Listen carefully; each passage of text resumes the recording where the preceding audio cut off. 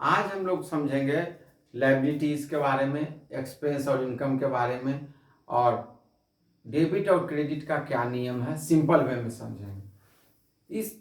इस टॉपिक्स को इतना आसानी से समझ लेना है कि नॉन कॉमर्स का भी विद्यार्थी है, अगर क्वेश्चन है, ठीक ना, तो उसको आसानी से हैंडल कर सकता है, उसको बना सकता है।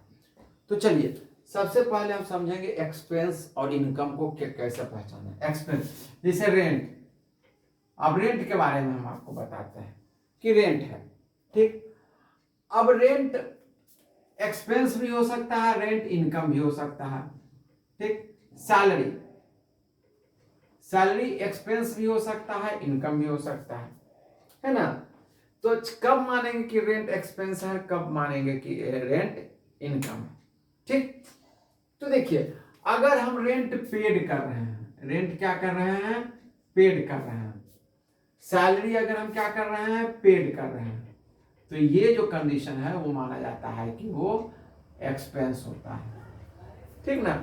कोई भी तरह का एक्सपेंस जो हम पेड कर रहे हैं, ठीक ना, और ये जो है डे टू डे लाइफ के लिए है ना, या फिर मंथली आप बेसिस पर इसको कह सकते हैं, जो कि बिजनेस को रन करने के लिए, ठीक ना, या नॉमिनली एक्सपेंस के लिए आप मान कर चलिए कि ये डेली आपको जो लगता है, ठीक, ये आपका एक्सपेंस के रूप में माना जाता है। लेकिन अगर वही रेंट हम रिसीव कर रहे हैं, सपोज कीजिए हम घर बनाए हैं, वो उसको रेंट पर्पस के लिए लगा रहे हैं, है ना, या कोई मतलब ये क्या बोलते हैं, बहुत बड़ा बिल्डिंग बना दिया है, या फिर मतलब अपना जो रेंट रिसीव कर रहा है, सिंपल में हम समझिए, या सैलरी अगर आप ले रहे हैं, रिसीव कर रहे हैं, तो ये आपका क्या हो गया, इनकम हो जाता है, ठीक ना। तो देखिए एक्सपेंस, या इसमें डेबिट और क्रेडिट का नियम समझ लेते हैं, ठीक ना।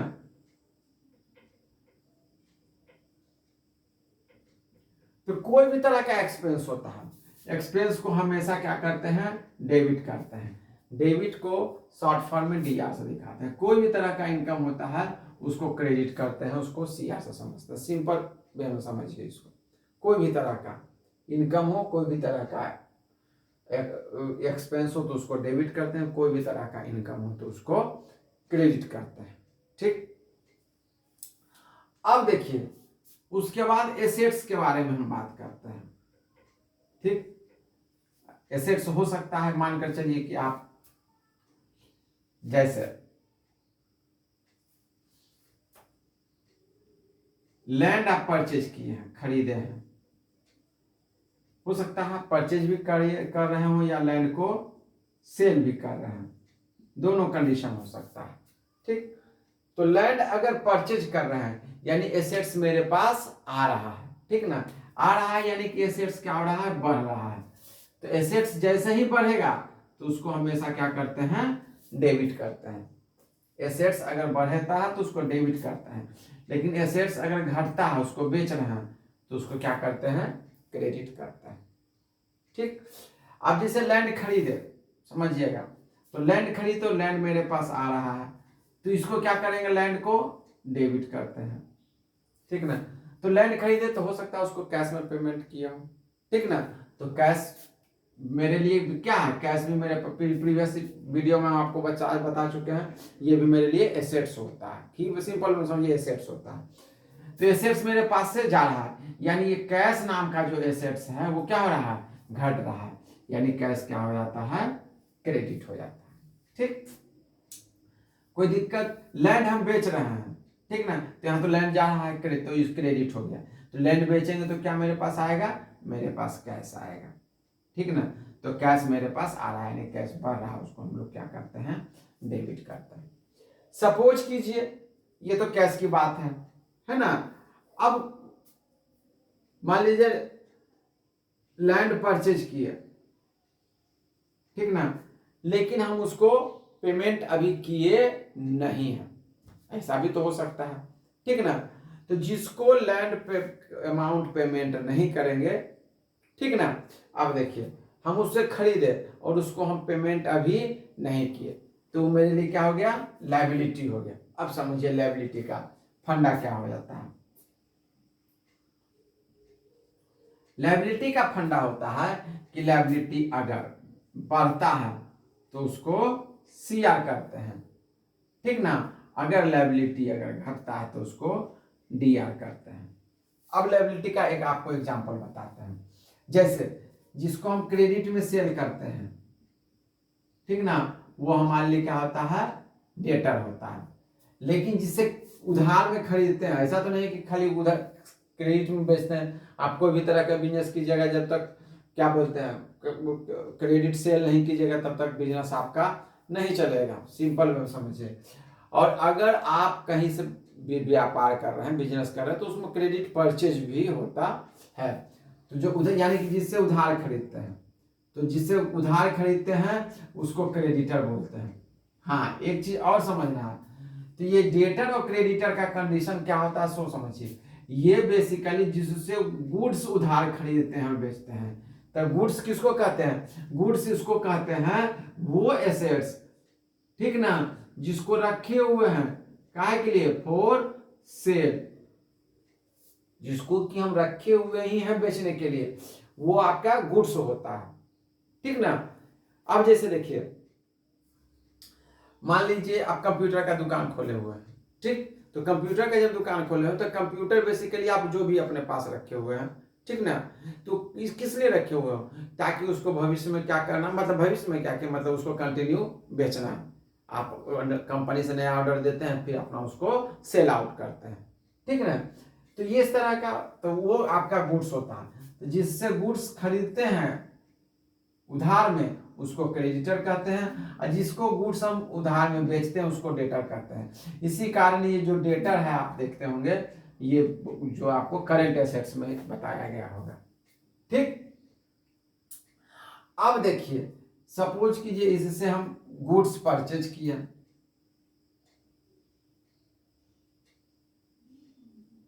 गुड्स क्या किए, परचेज किए, ठीक ना। तो हम खरीद क्या रहे हैं, गुड्स, ठीक। अब देखिए, तो यहां पर ये क्या होता है, डेबिट होगा, ठीक ना, बेसिक्स बता रहे हैं, है ना। हालांकि खरीदते तो परचेज का अकाउंट डेबिट होता है, लेकिन खैर अभी इतना ही समझ रहे हैं, ठीक। ये जब ये टॉपिक्स जब हम आपको इसका अकाउंटिंग पर्सनल नॉमिनल रियल के बारे में बताएंगे तब वहां पर परचेज और सेल का टॉपिक्स, ताकि गुड्स और परचेज में किसी तरह का कंफ्यूजन ना हो, या सेल में, ठीक। तो गुड्स परचेज किए तो या तो उसको कैश में खरीदे होंगे, तो जैसे ही कैश में खरीदेंगे तो मेरे पास गुड्स आया होगा और कैश चला गया होगा, है ना। तो कैश को यहाँ क्रेडिट कर, गुड्स को डेबिट किया, कैश को क्रेडिट किया। लेकिन गुड्स खरीदे, ठीक ना, अच्छा, फोर, ठीक ना, गुड्स परचेस्ड ऑन क्रेडिट, उधार पर हम खरीदे, ठीक। तो जिससे उधार खरीदते हैं उसको क्रेडिटर बोलते हैं, ठीक है। यहां तो गुड्स खरीद ही लिए, गुड्स हम यहां खरीद ही लिए, साथ में यहां पर तो गुड्स एसेट्स बढ़ गया, एसेट्स बढ़ा ना तो डेबिट हो गया। ध्यान देना, ताकि जब एग्जाम में पूछे कोई भी एसेट्स आप खरीदा है तो क्या आपको डेबिट क्रेडिट आपको पूछा है, मतलब ये नहीं आपको दे देगा कि भैया ऑप्शन दे देगा कि हाँ बताइए कि एक ऑप्शन रहेगा कि बढ़ रहा है, मतलब खरीदे तो डेबिट होगा, कैश क्रेडिट होगा। दूसरा कंडीशन बताएगा कि डेबिट हो, ये एक वो अपोजिट कर देगा। थर्ड में दोनों ऊपर बढ़ा देगा, थर्ड फोर्थ में हो सकता है दोनों कम कर दे, ऐसा ऑप्शन आएगा। उस ऑप्शन के हिसाब से आपको इसमें जवाब देना है, ठीक। तो गुड्स परचेज कर लिए तो गुड्स आया मेरे पास, साथ में चूंकि नगद तो दिए नहीं तो मेरा लायबिलिटी भी बढ़ रहा है, तो क्रेडिटर बढ़ रहा है। तो यहाँ लायबिलिटी बढ़ता है तो उसको क्या करते हैं, सीआर करते हैं। तो यहाँ पर क्या करेंगे, क्रेडिटर को सीआर करते हैं, है ना। लेकिन एक चीज ध्यान रखिएगा, जब अकाउंटिंग सिस्टम में हम चलते हैं, ठीक ना, तो उसमें यहाँ क्रेडिटर को क्या सीआर नहीं लिखते हैं, बल्कि वहां टू लिख लेते हैं, ठीक।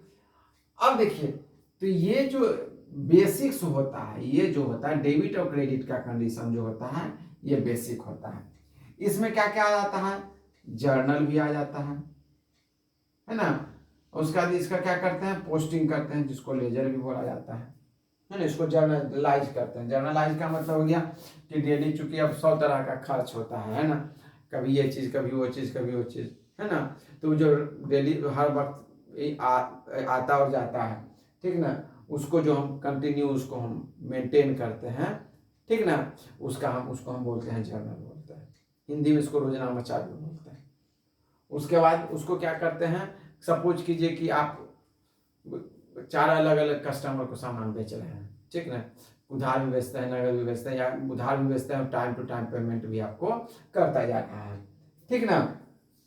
अब सब महीना के लास्ट में उसको वो नेट कितना दिया, उसको हम सामान कितना बेचे और उसके पास नेट कितना है, इसके लिए हमको कौन सा खाता देखना पड़ेगा, लेजर देखना पड़ता है, ठीक। अब देखिए उसके बाद एक लेजर जब हम बनाते हैं, उसके बाद 2 महीना 3 महीना, हर एक 3 महीना इंटरनल रिपोर्टिंग के सिस्टम में, ठीक है ना, हम इसको क्या करते हैं, हम देखते हैं, क्योंकि कोई भी तरह का, इसको बोलते हैं डबल एंट्री सिस्टम बोलते हैं, इसके बारे में भी आगे हम बताएंगे, डबल एंट्री सिस्टम कहते हैं इसको। यानी कि कोई भी तरह का जो अकाउंटिंग करते हैं, कोई भी तरह का, उसमें हमेशा 2 एस्पेक्ट होता है, एक डेबिट होता है, क्रेडिट। अगर 10,000 से डेबिट कर रहे हैं तो उतना ही 10,000 से क्या हो रहा है, क्रेडिट हो रहा है, समझ में आया ना। तो ये यानी कि दोनों डेबिट और क्रेडिट दोनों क्या होना चाहिए, दोनों इक्वल होना चाहिए। याद रखिएगा, जब हम जर्नल भी बनाते हैं वहां भी जो टोटल होता है दोनों तरफ इक्वल होना चाहिए, ठीक। लेजर में जो कुछ कम और बेसी हो सकता है, कम और बेसी का कंडीशन देखेंगे, क्वेश्चन अगर ऐसा 2 पोस्ट पूछेगा तब इसके बारे में बताएंगे, नहीं तो फिर नहीं बताएंगे, ठीक। हाँ, ट्रायल बैलेंस के बारे में क्वेश्चन पूछा हुआ है। तो ट्रायल बैलेंस में हम क्या करते हैं कि जो भी डेबिट क्रेडिट होता है, जितना तरह का एलिमेंट होता है, एसेट्स हो गया, लायबिलिटी हो गया, है ना, या फिर क्या बोलते हैं, जो भी तरह के एसेट्स लायबिलिटी होता है, एक्सपेंस होता है, जितना भी मेरे पास उसका अमाउंट है, सब रिमेनिंग यहाँ पर यहाँ पर क्या हो जाता है, दोनों पक्ष क्या होना चाहिए, इक्वल होना चाहिए, ठीक ना। अगर इक्वल नहीं होता है, ठीक ना, तो कहीं ना कहीं हम पास्ट में, चाहे वो लेजर में चाहे वो जर्नल में, कहीं ना कहीं हम मिस्टेक किए हैं, ठीक। कहीं ना कहीं कुछ अमाउंट छूटा है या कुछ कम हो गया है। सपोज कीजिए जैसे अब 10,000 रुपया लिखना का था, एक तरफ 10,000 लिख दिए, एक तरफ 1,000 लिखा गया, तो नेट डिफरेंस 9,000 का आएगा। लेकिन अभी सपोज हमको नहीं पता चला है, तो फिर उसको हम सस्पेंस अकाउंट से बंद कर देते हैं। किस अकाउंट से बंद कर देते हैं, सस्पेंस अकाउंट से हम उसको क्लोज कर देते हैं, ठीक।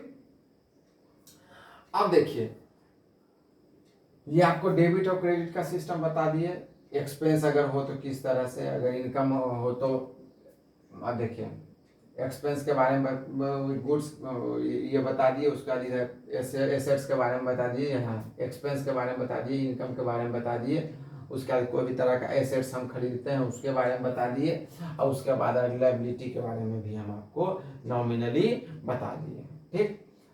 अब चलिए इसके बाद हम लोग बात करते हैं किस टॉपिक्स के बारे में, लायबिलिटीज हो गया, एक्सपेंस हो गया, इनकम हो गया। अब हम जो बात करेंगे वो लायबिलिटीज के बारे में बात करेंगे, ठीक ना। लायबिलिटीज क्या होता है, लायबिलिटीज के का टॉपिक्स जो है उसको हम अगले क्लास में, नेक्स्ट क्लास में कवर करेंगे, ठीक। किसी भी तरह का क्वेश्चन अगर प्रॉब्लम हो तो, या टॉपिक्स में किसी भी तरह कंफ्यूजन हो तो क्वेश्चन आप पूछ सकते हैं। 20 तारीख के बाद, या हो सकता है आपको आगे आने वाले वीडियो में जब कुछ टॉपिक्स क्लियर हो जाएगा तो आपको 4-4, 5-5 क्वेश्चन हर एक मतलब इसमें आपको बता, हर एक 5 क्वेश्चन, 10 क्वेश्चन, या तो जो प्रीवियस ईयर्स का क्वेश्चन है वो उसका भी 5-10 क्वेश्चन ऐसा जो कि अपने मन से भी हम आपको दे सकते हैं, ठीक है, वो क्वेश्चन करवाएंगे ताकि आपको कॉन्फिडेंस भी आए। धन्यवाद। जय हिंद। भारत माता की जय।